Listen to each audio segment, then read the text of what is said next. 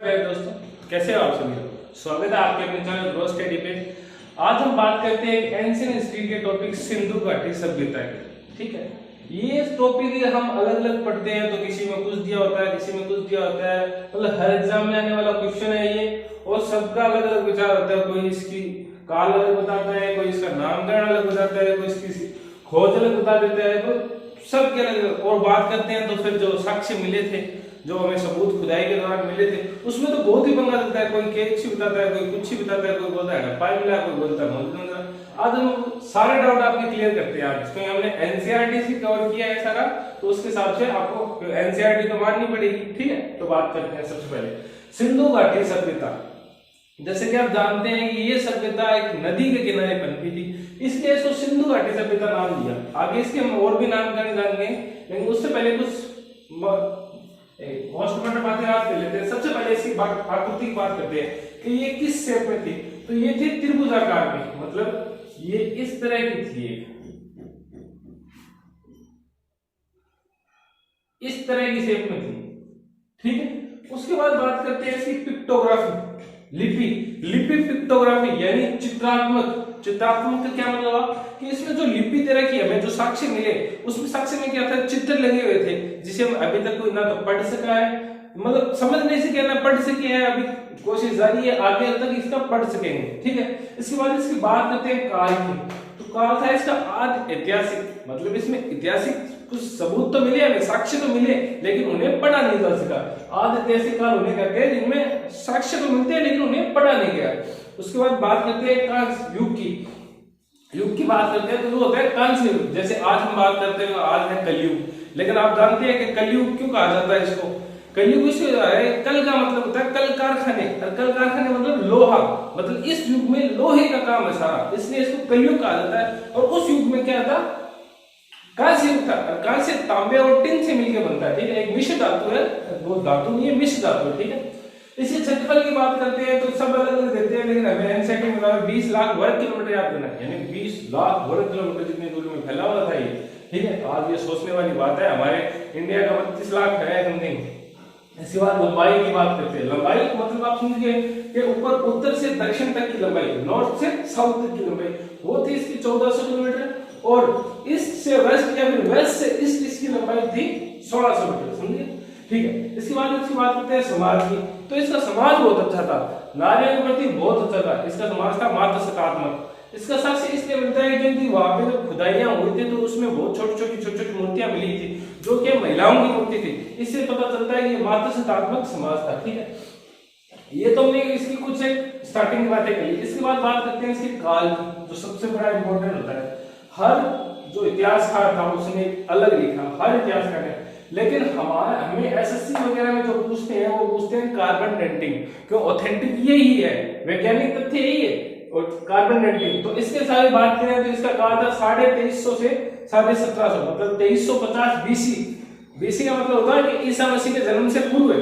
2350 BC से 1750 BC, मतलब ईसा मसीह के जन्म से भी पूर्व 2350 साल पहले की बात है, तब उसकी उत्पत्ति। ठीक है, इसके बाद बात करें खोज में क्या हुआ था कि हमारे एक लाइन पहले आप जानते थे पाकिस्तान और भारत एक ही था, तो उस समय क्या था, रेलवे लाइन में कुछ काम चल रहा था जिसका नेतृत्व चार्ल्स मैनसन कर रहे थे।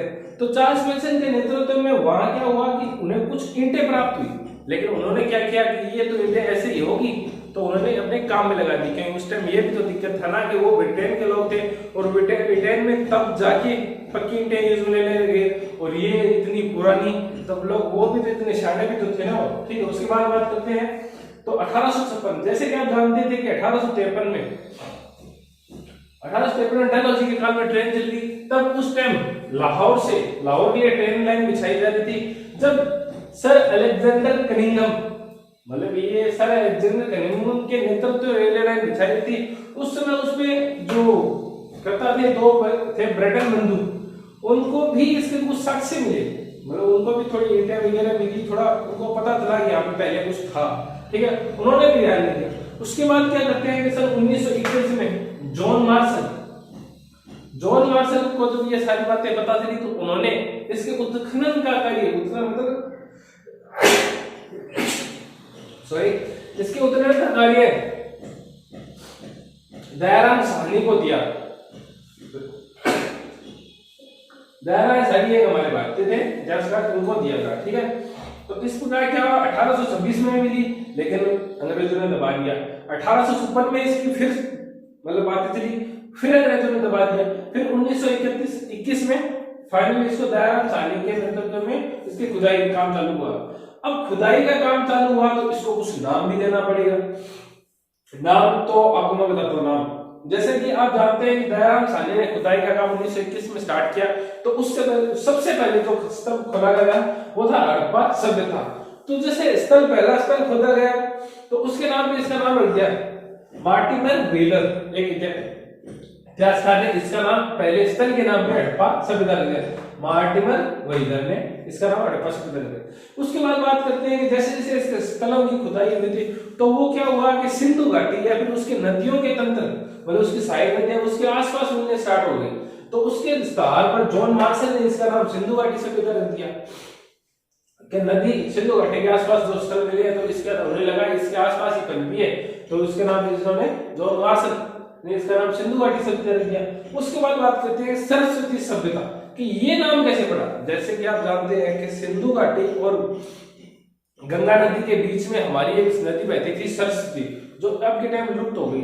लेकिन जब इनकी खुदाई का काम चालू हुआ तो स्टार्टिंग के स्थल तो क्या हुआ सिंधु घाटी के आसपास हुए, लेकिन जैसे जैसे खुदाई स्टार्ट हुई तो लगभग 1100 से ज्यादा स्थल इस नदी के आसपास मिले। तो इसलिए मतलब इतनी ज्यादा शहर इसके आसपास मिले, तो इसके लिए इसको सरस्वती सभ्यता कहा जाता है। कुछ कुछ इतिहासकार सिंधु सरस्वती सभ्यता भी कहते हैं, ठीक है। उसके बाद बात करते हैं प्रथम नगरीय सभ्यता। नगरीय सभ्यता इसलिए इसको कहा जाता है कि जैसे आज के टाइम पे हमारे शहरों में ड्रेनेज का पूरा सा सिस्टम नहीं होता, लेकिन उस टाइम इन लोगों को ड्रेनेज का नॉलेज था, जो शहर था, ठीक है। उस आधार पर इसको जो नगरीय सभ्यता की पहली मतलब शहरी तरीके से बसी सुव्यवस्थित शहरी तरीके से बसी हुई थी। कांस्य युगीन सभ्यता, कांस्य युगीन सभ्यता इसलिए इसको कहा जाता है क्योंकि इस टाइम लोहे का तो इन लोगों को ज्ञान नहीं था, सिर्फ इनको कांस्य का काम था। मतलब इनके जो कुछ औजार मिले थे हमें थोड़े बहुत, वो कांस्य के मिले थे, इसलिए इसको हम युग भी कांस्य युग कहते हैं और इस सभ्यता को कांस्य युगीन सभ्यता भी कहते हैं। कांस्य किससे बना होता है अब आपको बताता हूँ।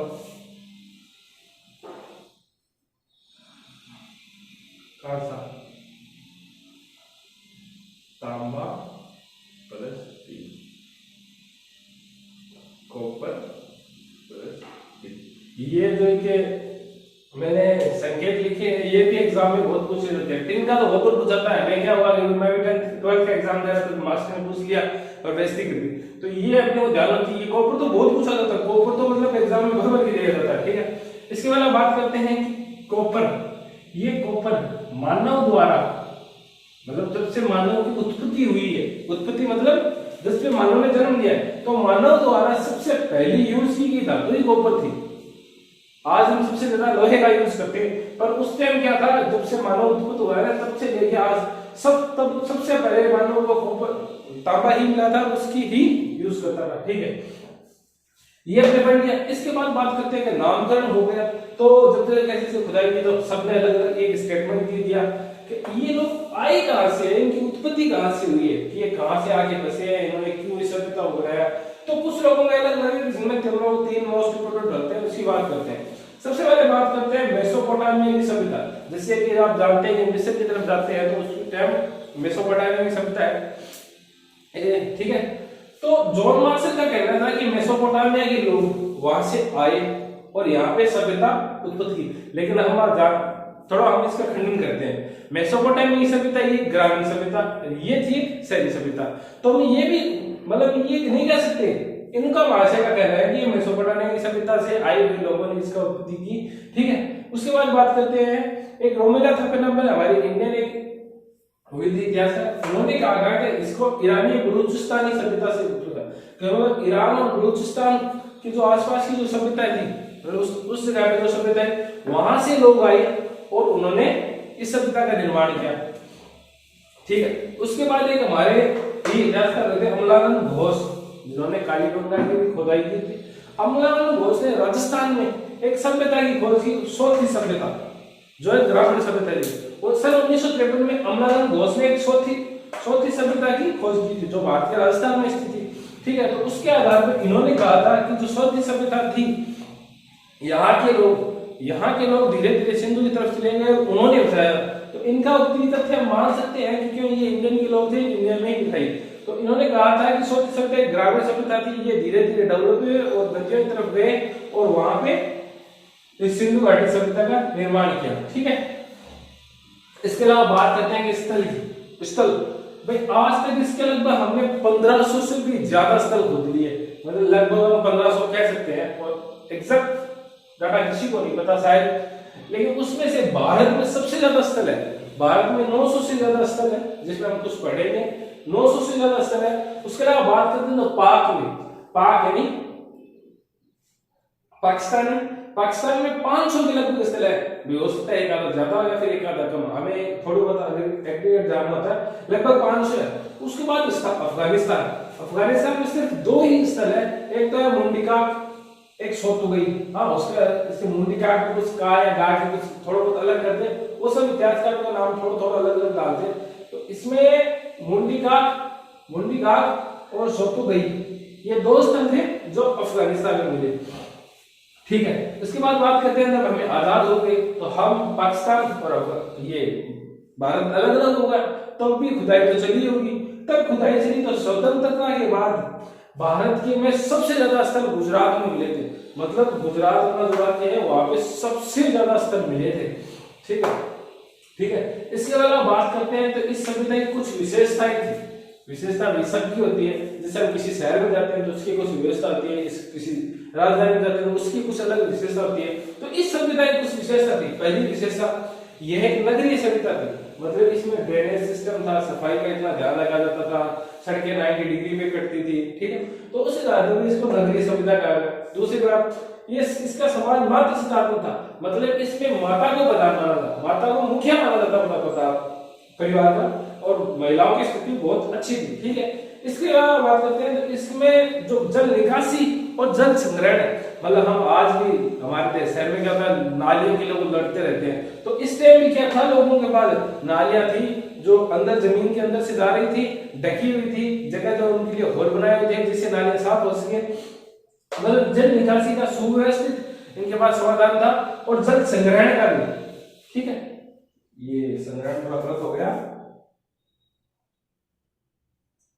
जल संग्रहण का भी इनको पूरा ज्ञान था। ठीक है, इसके अलावा बात करते हैं तो इनकी सड़कें, आज हमारी सड़कें क्या होती है, चलती कहीं से ही चली कहीं जाती है। ठीक है, इनकी सड़कें फिक्स चौड़ाई थी, कहते हैं कि इनकी सड़कों की चौड़ाई 3 मीटर थी, और वो एक दूसरे को 90 डिग्री, शहर की 2 मुख्य सड़कें होती थी, एक ईस्ट से वेस्ट और एक ईस्ट से वेस्ट और एक नॉर्थ से साउथ, और वो दोनों एकदम शहर के बीचों बीच एक दूसरे को 90 डिग्री पे काटती थी, मतलब समकोण पे काटती थी। इसके अलावा बात करते हैं तो आज के टाइम में हम क्या लगते हैं कि सड़क के किनारे प्लॉट वगैरह लेते हैं और उसका गेट सड़क पे खोलते हैं, लेकिन पहले क्या होता था कि मुख्य सड़क के पास जमीनें तो होती थी, लेकिन उनके दरवाजे, घरों के दरवाजे गलियों में खोलते थे। इसका एक मेन कारण यह भी मान सकते हैं कि लोग गलियों के प्रदूषण से बचने के लिए अपने घरों के दरवाजे गलियों में खोलते थे, जिससे मेन रोड का प्रदूषण उनको ना लगे। ठीक है, इसके अलावा बात करते हैं तो शहर 2 भागों में बटा था, मतलब एक शहरों में पूर्वी भाग होता था, एक पश्चिमी भाग होता था। एक भाई कहते हैं लोग कि जो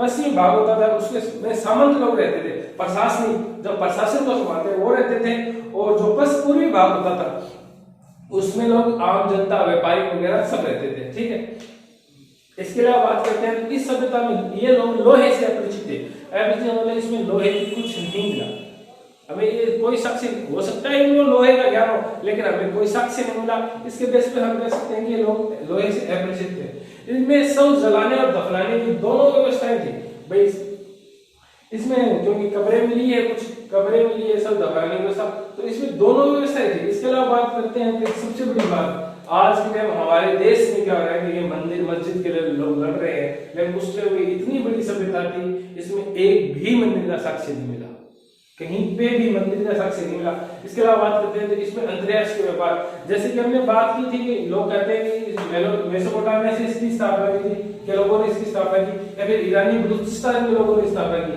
तो इसको हम ऐसे भी मान सकते हैं कि इन लोगों का संबंध सिंधु घाटी के लोगों का संबंध एक तो रास्ते मतलब भूमिगत रास्ते से और एक समुद्री रास्ते थे, दोनों तरीके से इनका संबंध इन दोनों सभ्यताओं के साथ। इसका उल्लेख मिलता है कि यहाँ पे जो मौर्य मिली थी उसके आधार पर हम कह सकते हैं कि इन दोनों सभ्यताओं के साथ इनका अंतरराष्ट्रीय व्यापार होता था, लेन देन। इसके अलावा बात करते हैं तो इसकी अर्थव्यवस्था थी कृषि आधारित, और ये कृषि पे आधारित थी।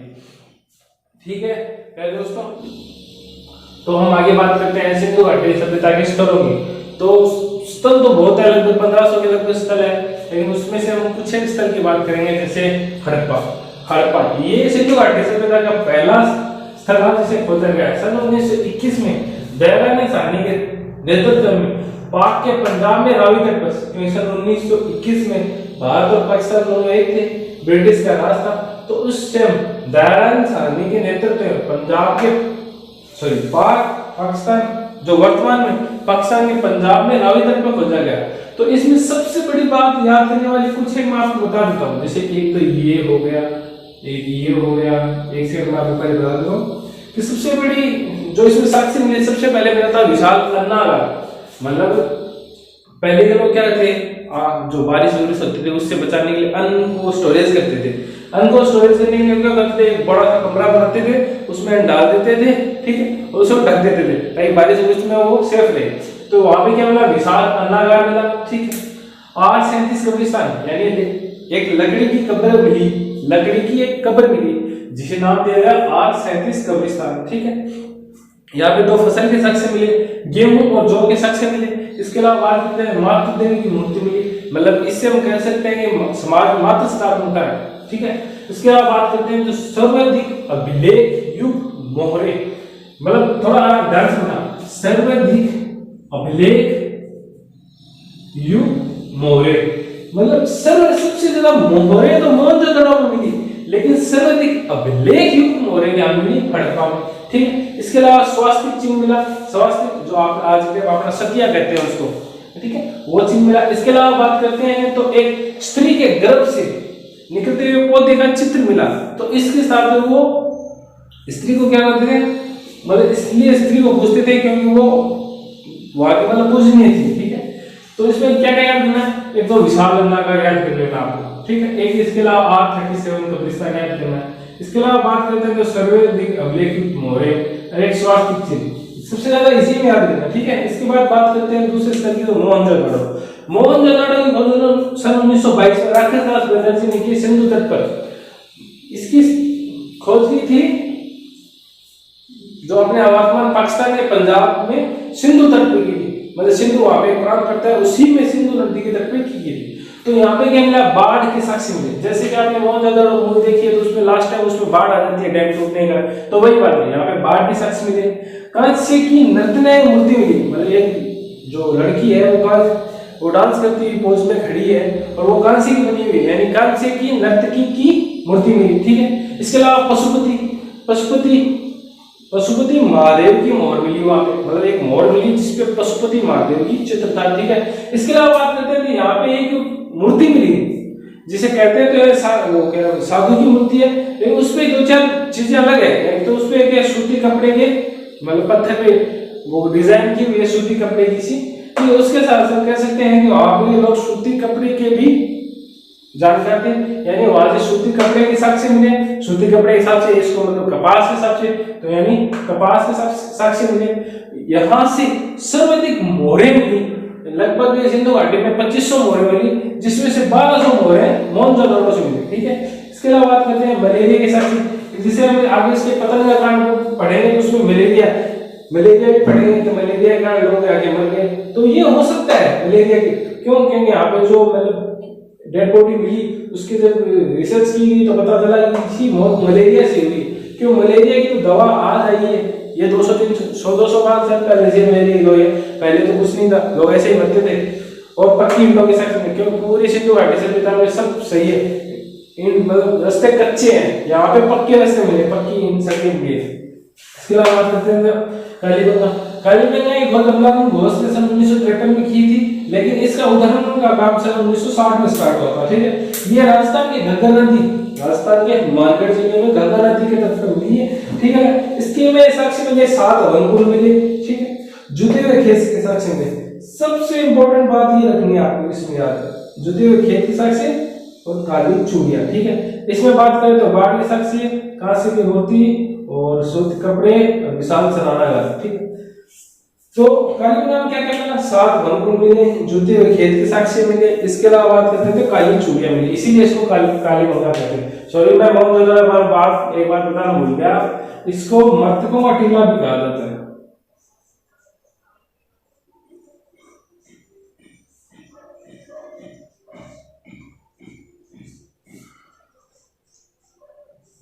क्यों कहा जाता है कि यहाँ पे लगभग 125 वो कब्रें मिली है, ठीक है।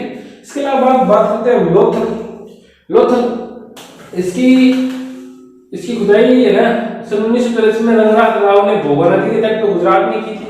मतलब इसका उत्खनन का कार्य या फिर इसके जो उत्खनन का जो दायित्व है वो उसका दायित्व सन 1953 में रंगनाथ राव को मिला था, जिसने भोगा नदी के तट पे गुजरात में किया था इसका उत्खनन, ठीक है। ये एक बंदरगाह था, आज अपने पोर्ट पर नहीं होते क्या, वैसे ये भी एक बंदरगाह था। यहाँ से चावल के साक्ष्य मिले। इसकी बात करते हैं फारस की मोहर मिली है, मतलब फारस से इनका अच्छा लेना देना था, मतलब व्यापार होता था, तो फारस की मोहर मिली। इसके अलावा युगल समाधियां मिली। तो इससे हम कह सकते हैं कि भाई हम लोग डिसाइड कर सकते हैं कि यहाँ पे सती प्रथा भी था। युगल समाधि का क्या मतलब हुआ कि एक हस्बैंड और वाइफ दोनों को साथ में दफनाए गए, तो युगल समाधि मिली, ठीक है। इसके अलावा शतरंज जो आपका मनोरंजन का था, जैसे हम इसके मनोरंजन पढ़ेंगे तो उसमें यहाँ पे लोग शतरंज का भी हमें साक्ष्य मिला। इसके अलावा बात करते हैं मन के बनाने का कारखाना और अग्निकुंड मिले, ठीक है। तो इसमें क्या रखना, एक तो चावल याद रख लेना, एक युगल समाधि याद रख लेना और एक फॉरेस्ट की मोहर याद रख लेना, ठीक है। इसके अलावा बात करते हैं धोलावीरा थोड़ा सा अलग है, जैसे कि हमने पिछले वीडियो में पीछे पढ़ा था कि सिंधु घाटी सभ्यता के जो शहर थे वो 2 नगरों में विभक्त थे, लेकिन धोलावीरा में ये त्रिस्तरीय थे, मतलब 3 जगह, पश्चिमी, पूर्वी और मध्यमी, ठीक है। यहाँ से कहते हैं ये सिंधु घाटी सभ्यता का सबसे सुंदर शहर है, ठीक है। इसमें स्टेडियम के अवशेष मिले। स्टेडियम मतलब भाई हम कह सकते हैं कि वहां के लोग खेलना खाना पसंद करते हैं, स्टेडियम के अवशेष मिले, ठीक है। इसमें अद्भुत ड्रेनेज सिस्टम मिला। अद्भुत मतलब क्या, इसमें जमीन के नीचे से नालियां बनी हुई, ढकी हुई है, जल संग्रहण का सिस्टम अलग दिया हुआ है, मतलब अद्भुत सिस्टम था इसमें। इसके अलावा बात करते हैं चौंद्रो की खोज 1933 में एम.जी. मजूमदार ने पाक के सिंध तट पे की थी, ठीक है। चौंद्रो की खोज उत्खनन सन 1931 में एम.जी. मजूमदार ने पाकिस्तान में सिंध तट पे की थी। इसमें एक अजीब सा ये मानना ही पड़ेगा, इतिहासकारों ने लिखा है तो बिल्ली का पीछा करते हुए कुत्ते के पंजे के साक्ष्य, मतलब वो कुत्ता आज अपने देख भी देते हैं, कुत्ता बिल्ली के पीछे भागता है, तो कुत्ता बिल्ली के पीछे भागते हुए साक्ष्य मिला है। इसके अलावा इसमें कुछ अजीब है, इसमें कोई भी दुर्ग नहीं मिला, जैसे सब में दुर्ग मिला है, इसमें कोई भी दुर्ग नहीं मिला, ठीक है। इसमें ईंटें सब जगह ईंटें चौकोर मिली थी, इसमें वर्गाकार ईंटें मिली थी। इसके अलावा इसमें लिपस्टिक मिली थी और एक हाथी के दांत की कंघी मिली थी, ठीक है। सौंदर्य सामग्री में होगी वो।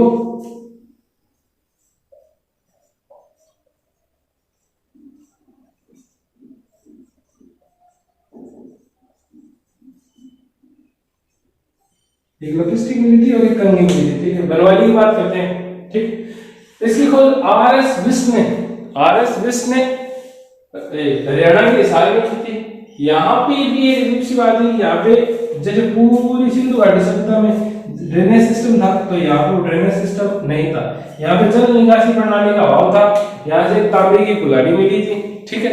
इसके अलावा बात करते हैं तो यहाँ पे मिट्टी का एक हल मिला था, ठीक है। इसके अलावा बात करते हैं तो एक स्थल और राखी गढ़ी भी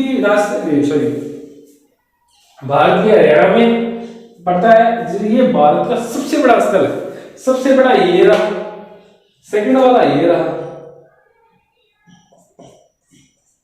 और ये फर्स्ट वाला है, ठीक है। सबसे बड़ा स्थल है, सबसे भारत का दूसरा बड़ा स्थल है धोलावीरा, ठीक है। यहाँ पे क्या मिला, यहाँ पे चांदी के 2 मुकुट मिले, ठीक है। प्यारे दोस्तों ये तो थे कुछ खास स्थल। इसके अलावा जो स्थलों में कुछ और मिले, 3-4 स्थल और है जिनमें कुछ खास मिला है, तो वो आपको एक एक तो बताता हूँ, के लिए हमें ध्यान रखना चाहिए। तो उसमें सबसे पहले बात करते हैं कि इसके कोने क्या थे।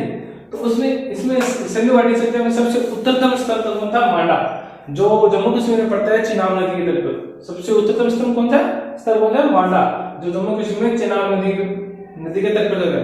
तो उत्तर में, फिर दक्षिण में पड़ता है दैमाबाद, दक्षिण से दैमाबाद, ठीक है। ये पड़ता है महाराष्ट्र में, दैमाबाद पड़ता है महाराष्ट्र में। ये गोदावरी की एक सहायक नदी पे पड़ता है, ठीक है। वो नदी इतनी इंपॉर्टेंट नहीं है। दैमाबाद से हमें तांबे का रथ मिला है, मतलब एक तांबे का रथ था वो मिला है, ठीक है। इसके अलावा बात करते हैं जिसके पूर्व में है पूर्व, ठीक। ये पड़ता है यूपी में हिंडन नदी के तट पर, ठीक है, यूपी में हिंडन नदी के तट पर, ठीक है। इसके बाद कहते हैं पश्चिम में पड़ता है सुत कोटड़ा, जो पाकिस्तान के बलूचिस्तान में पड़ता है, सुत कोटड़ा। मतलब आपको ये चीज तो बहुत याद रखनी है। उत्तर में कौन है? मांडा, चिनाब नदी के तट पर जम्मू कश्मीर में। पूर्व में कौन है? आलमगीरपुर, यूपी में हिंडन नदी के तट पर। दक्षिण में कौन है? दैमाबाद, महाराष्ट्र में गोदावरी की साइड पर है, और ये तांबे का रथ मिला, ठीक है। पश्चिम में कौन है? सुत कोटड़ा, बलूचिस्तान, पाकिस्तान, ठीक है, दसमक नदी पर, ठीक। इसके अलावा बात करते हैं एक दो स्थल और है, जैसे कि अलीगुराल, एक स्थल है अलीगुराल, जो पाकिस्तान के सिंध प्रांत है उसमें सिंधु तट पर पड़ता है, ठीक है। ये ग्रामीण स्थल था, मतलब पूरी सिंधु घाटी सभ्यता नगरीय सभ्यता थी, ये एक मतलब ग्रामीण स्थल था, ठीक है। इसके अलावा बात करते हैं तो बंदरगाह। इस सभ्यता में दो बंदरगाह थे, एक तो बालाकोट था, दूसरा कौन था? लोथल। बालाकोट पड़ता था पाकिस्तान में, लोथल पड़ता था गुजरात में। बंदरगाह दो थे, एक तो बालाकोट जो पाकिस्तान में, और दूसरा लोथल जो गुजरात में, ठीक है। ये सभ्यता जो कहते हैं कि इसका उत्पत्ति कहां से, कि मेसोपोटामिया की सभ्यता से, लेकिन ये हमें ये भी एक सबक है कि यह सभ्यता मेसोपोटामिया की सभ्यता से 12 गुनी बड़ी है। मतलब वो सभ्यता इस सभ्यता को बनाएगी या फिर ये सभ्यता उसको बनाएगी, ये मतलब आदमी खुद शायद कोई बात है, कुछ सोच सकता है कितना। ये सभ्यता मेसोपोटामिया की सभ्यता से 12 गुनी बड़ी है, ठीक है, ठीक है। इसके बाद बात करते हैं कि इस सभ्यता में दो स्थल थे, मोहनजोदड़ो और हड़प्पा। इनको सिंधु सभ्यता की जुड़वाई राजधानी कहता है। जैसे हमारी कौन सी, दिल्ली और मुंबई, क्यों दिल्ली राजधानी है, वो हमारी अर्थशास्त्र राजधानी है। तो इसमें क्या है, मोहनजोदड़ो और हड़प्पा सिंधु सभ्यता की जुड़वा राजधानी है, ठीक है। इस सभ्यता में लगभग 2500 मोहरें मिली थी, ठीक। कितनी मिली थी? लगभग 2500 मोहरें मिली थी। ये मोहरें सेल खड़ी पत्थर की मिली थी, मतलब जो भी मोहरें थे वो लगभग सेल खड़ी, एक पत्थर होता है उसकी बनी थी, ठीक है, ठीक है। इसके अलावा बात करते हैं तो मोहरों पर बहुत से जानवरों को मिला, लेकिन उसमें गाय, ऊंट, हाथी और शेर से तो सिंधु घाटी सभ्यता के लोग परिचित ही नहीं थे, ठीक है। इसके अलावा बात करते हैं मोहनजोदड़ो में मोहरों पे गाय, ऊंट और हाथी, क्या क्या? गाय, ऊंट, शेर और घोड़े। गाय, ऊंट, शेर और घोड़े पे इनके साक्ष्य नहीं मिलते मोहरों, और बहुत से जानवरों में मिल जाते हैं, ठीक है। इसके अलावा बात करते हैं तो इसमें जाति प्रथा और वर्ण व्यवस्था नहीं थी। इसमें कोई ये नहीं कहता तू राजपूत है, तू कुमार है, कुमारी है, जो कोई कुछ नहीं, जाति प्रथा नहीं, ना वर्ण था, शूद्र, वैश्य, क्षत्रिय, ब्राह्मण, ये कोई वर्ण नहीं था, ठीक है। इसके अलावा बात करते हैं इसकी सड़कें ऐसे समकोण पे काटती थी एक दूसरे को, लेकिन क्या था, इसकी सड़कें कमजोर थी, पक्की नहीं थी, ठीक है। इसके अलावा बात करते हैं तो माने भाई, जैसे हम आज के मानने के लिए फुट, इंच, किलोमीटर का यूज करते हैं, वैसे इस टाइम भी मानने के लिए हाथी के दांत के पैमाने का यूज किया जाता था। एक हाथी का दांत होता था, उसको करके सही उसका पैमाना बनाते थे, ठीक है। इसके अलावा बात करते हैं कि इसकी लिपि जो पिक्टोग्राफी थी उसमें 64 चिन्ह मिले हैं, और 64 चिन्हों में यू आकार के चिन्ह का अधिकतम प्रयोग है, ठीक है। इसके अलावा ये पूजा पाठ भी करते थे, तो पूजा पाठ का हमेशा से इससे मिलता है कि यहाँ पे हवन कुंड वगैरह थे, तो इससे हम सोच सकते हैं पूजा पाठ तो करते हैं। पूजा पाठ में जो पशुपति की पूजा करते थे, माता देवी की करते थे, और ऊपर वाले सांड की करते थे, ठीक है। यहाँ पे हमने बहुत सी जगह बोला है कि नगरीय सभ्यता है, ठीक है। तो यहाँ पे ईंटें थी, तो ईंटों का साइज क्या था, ईंटें 4:2:1 में थी, यानी उनकी लंबाई 4 थी, तो चौड़ाई 2 थी, ऊंचाई 1 थी, समझिए, 4:2:1 थी, ठीक है। पतन सब इतिहासकारों का अलग अलग मानना है, कुछ का मानना है वो बाढ़ है, कुछ का भूकंप है, कुछ का मलेरिया, कुछ का जलवायु परिवर्तन। बाढ़ आपने मोहनजोदड़ो में देखी है, भूकंप के ही मानते लोग, मलेरिया आपने मोहनजोदड़ो में साक्ष्य मिले उसके, और जलवायु परिवर्तन सब, ठीक है। इस सकता है कि सबसे बड़ी इमारत है स्नानागार, जो मोहनजोदड़ो में भी विशाल स्नानागार, ठीक। इसके अलावा बात करते हैं इस सब जो ईंटें मिली थी, पक्की ईंटें मिली थी, तो उन यानी पक्की ईंटों को क्या कहा जाता है, टेराकोटा कहा जाता है, ठीक है। फिर दोस्तों इसमें आपको 1 से 2 बार इसको देखिए, आपका सब क्लियर हो जाएगा, कोई दिक्कत को नहीं, ऐसा कोई एग्जाम नहीं इसमें से क्वेश्चन ना बने, ठीक है। 1 से 2 बार देखेंगे तो सारे आपके डाउट क्लियर हो जाएंगे, सारे अपने आप डाउट क्लियर होते जाएंगे, ठीक है। और अगली बात करते हैं हम नेक्स्ट वीडियो पर, ठीक है। दोस्तों अब आगे दीजिए, जय हिंद जय भारत।